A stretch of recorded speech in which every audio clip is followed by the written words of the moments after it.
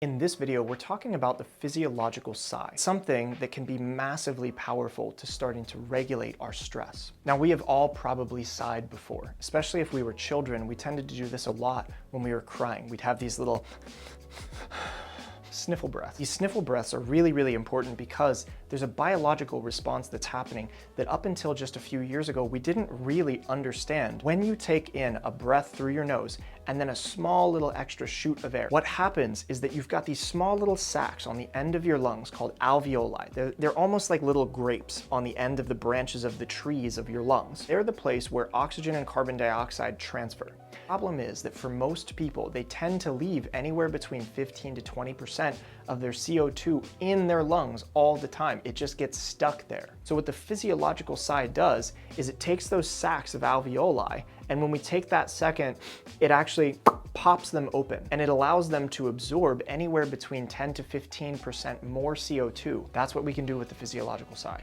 So let's go right into it. What you're gonna do is you're going to breathe in through your nose and you're gonna fill up your lungs until you feel like you're almost at the top of your lungs. Then all you're gonna do is you're gonna take another sniffle of air in through your nose, and then you're just gonna exhale and let it all go.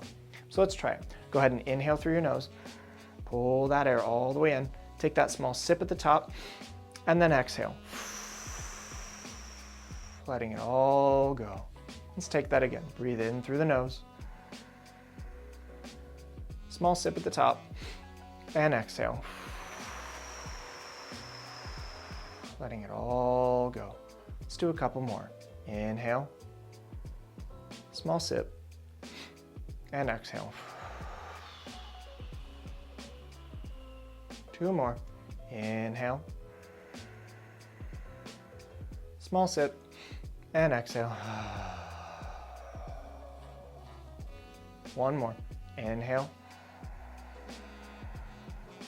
small sip, and exhale.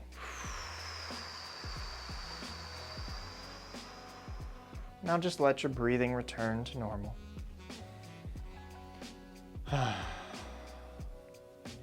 Now, I want you to imagine what would happen if when you were stressed out, you stopped for a minute, and you took 3 to 5 of these physiological sigh breaths, just 3 to 5. That's all we did just now.